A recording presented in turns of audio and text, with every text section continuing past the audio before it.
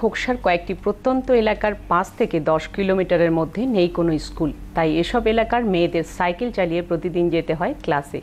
তথাকথিত প্রচলিত সমাজ ব্যবস্থাকে তোয়াক্কা না করে ছেলেদের মতো তারাও স্কুলে আসে সাইকেল চালিয়ে। উপজেলা প্রতিনিধি মনিরুল ইসলামের তথ্যচিত্রে রেজওয়ান করিমের ডেস্ক রিপোর্ট।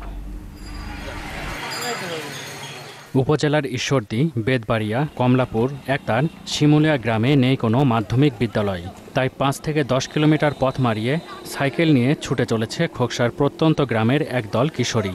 চোখে স্বপ্ন আর ইচ্ছা পূরণের প্রবল আত্মবিশ্বাসের জোরে বহু প্রতিকূলতা মারিয়ে পড়াশোনা চালিয়ে যাচ্ছে তারা। আমাদের বাসা থেকে স্কুলের দূরত্বটা বেশি, সেজন্য টাকার পরিমাণ একটু বেশি লাগে। গাড়ির জন্য অনেকক্ষণ দাঁড়িয়ে থাকতে হয়, কিন্তু সাইকেল চালানোর মাধ্যমে আমরা সহজেই স্কুলে পৌঁছতে পারি। আমাদের চলার পথে অনেক সীমাবদ্ধতা আছে, এই সীমাবদ্ধতাকে অতিক্রম করে আমরা বিদ্যালয়ে আসি সাইকেল চালিয়ে।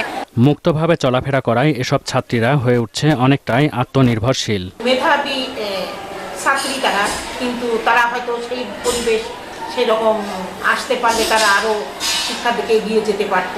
যাদের বাইসাইকেল নেই তাদের যেন আক্ষেপের শেষ নেই।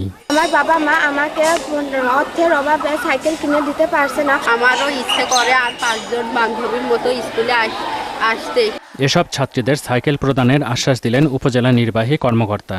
করে স্কুলের যারা প্রধান শিক্ষক আছে, যেরকম কোনো স্টুডেন্ট আছে কিনা সেক্ষেত্রে আমরা হেল্প করব তাকে তার ট্রান্সপোর্টের ব্যবস্থা করার জন্য। রেজওয়ান করিম, মোহনা, ন্যাশনাল ডেস্ক।